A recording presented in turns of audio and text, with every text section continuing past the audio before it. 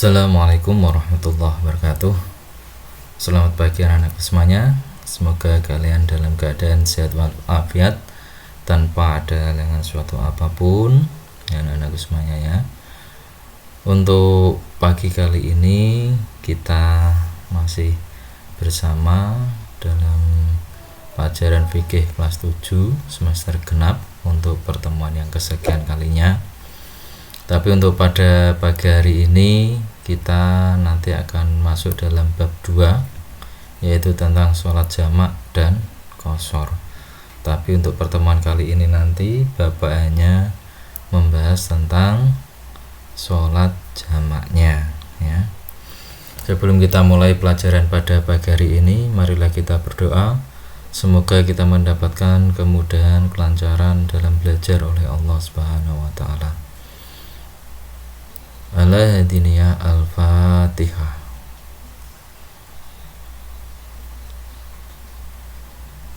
Oke, selesai. Sebelum kita mulai pembelajaran, anak-anakku semuanya bisa membuka LKS-nya, LKS Fikih kelas 7 di halaman 18, yaitu tentang sholat jamak dan qashar. Oke, langsung saja, yaitu tentang ketentuan sholat jamak dan qashar. Yang pertama adalah sholat jamak, yaitu pengertian sholat jamak dan tata caranya. Kalau kita bicara tentang sholat jamak, terus pengertian sholat jamak itu apa, Pak? Ya, pengertian sholat jamak, kalau kita lihat dari bahasa, menurut bahasa jamak yaitu mengumpulkan ya. Kemudian kalau kita lihat dari istilah, sholat jamak yaitu menggabungkan atau mengumpulkan dua sholat wajib yang dikerjakan dalam satu waktu yang dibolehkan oleh syariat Islam. Ini seperti yang diriwayatkan oleh Bukhari ya, dalam bahwa Rasulullah SAW ini pernah melaksanakan sholat jamak yang berbunyi An Anasin kola karena Rasulullah SAW idar takhala qabla an tazigha samsu akhara dhuhra ila waqtil asri summa nazala fa jama'a bainahuma fa in zagat qabla an yartakhila shalla dhuhra summa raqiba. Rawahul Bukhari.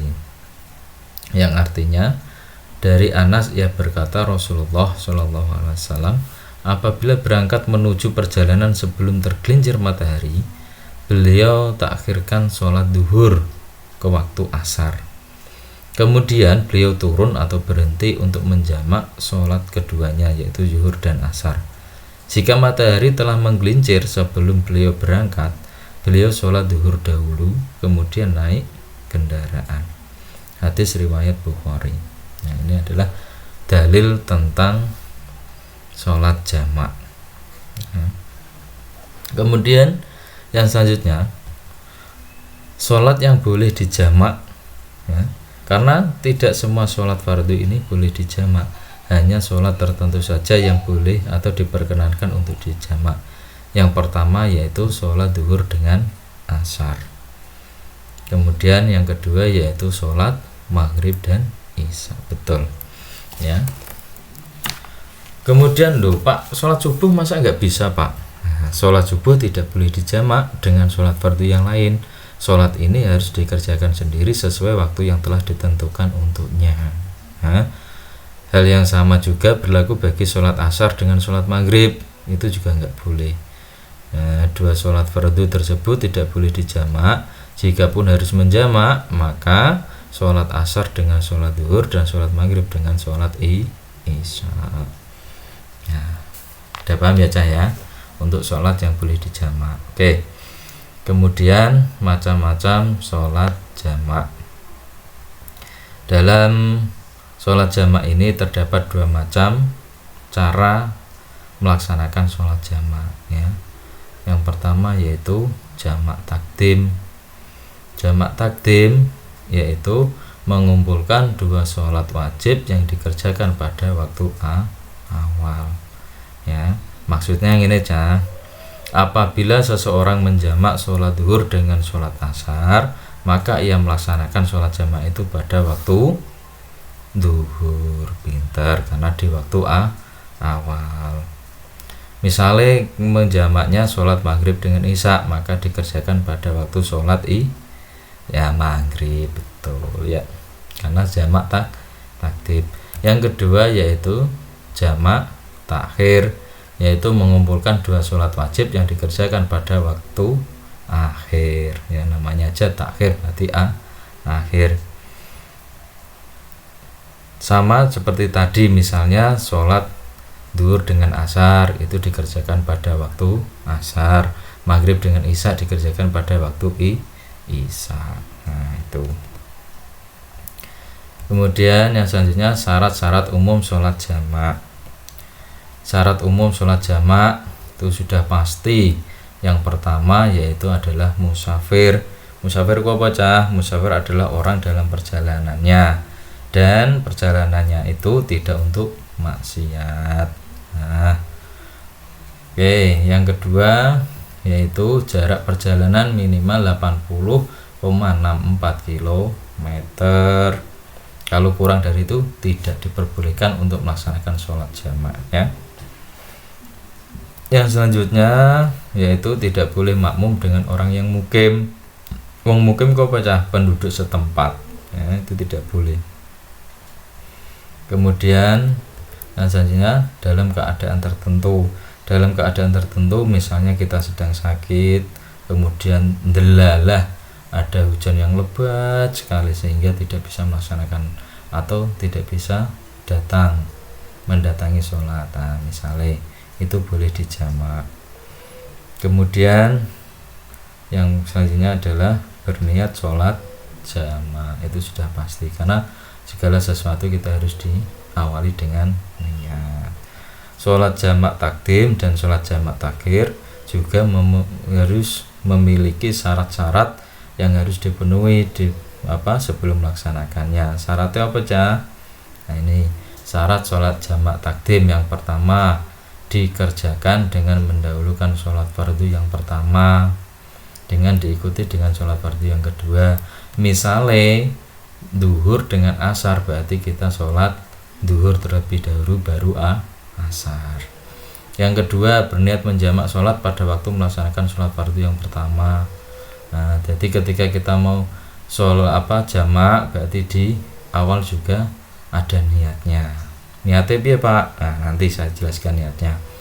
Yang ketiga itu tertib berarti urut ya, dan dilaksanakan secara langsung seakan-akan mengerjakan satu sholat.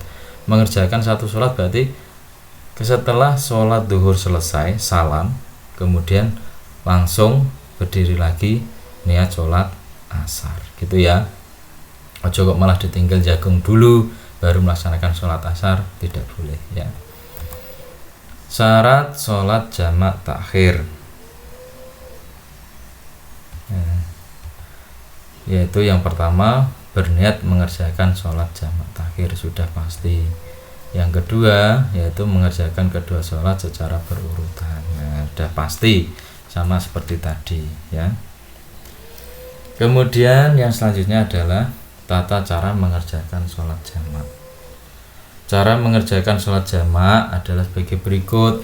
Nah, kalau kita mau melaksanakan sholat jamak takdim ya, yaitu yang pertama harus berniat sholat zuhur dengan jamak takdim. Niatnya bisa kalian buka di LKS halaman 20, yaitu usul li fardhu dhuhri arba'a raka'atin jam'an takdiman ma'al asri fardhu lillahi ta'ala. Itu adalah niat jamaknya. Karena takdim maka takdiman ya. Setelah itu kemudian takbiratul ihram, kemudian sholat zuhur 4 rakaat seperti biasa yang kita laksanakan, kemudian diakhiri dengan salam. Nah, setelah salam ini karena langsung berurutan atau tertib, maka langsung berdiri lagi dan berniat sholat yang kedua yaitu sholat asar. Ya, kemudian takbiratul ihram, sholat 4 rakaat seperti biasa, kemudian salam. Terus niatnya sholat asarnya gimana Pak? Ini niatnya usolli faradul asri arba'a rakaatin jam'an takdiman ma'al dhuhri fardhu lillahi ta'ala.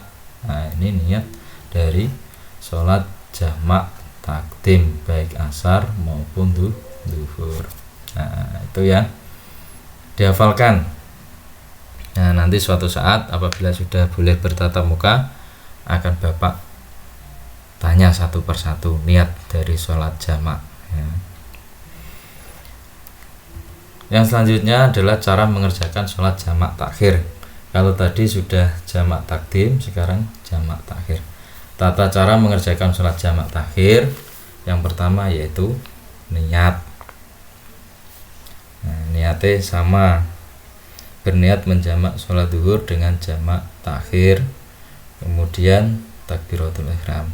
Kalau jamak takhir berarti usolli faradud duhri arba'a rakaatin jam'a takhiran ma'al asri faradul lillahi ta'ala. Kalau tadi kan takdiman, kalau jamak takhir berarti takhiran. Kemudian takbiratul ihram, sholat duhur 4 rakaat seperti biasa dan diakhiri dengan salam. Setelah itu langsung berdiri lagi berniat sholat yang kedua yaitu sholat asar. Kemudian takbiratul ihram, sholat asar 4 rakaat seperti biasa dan diakhiri dengan salam.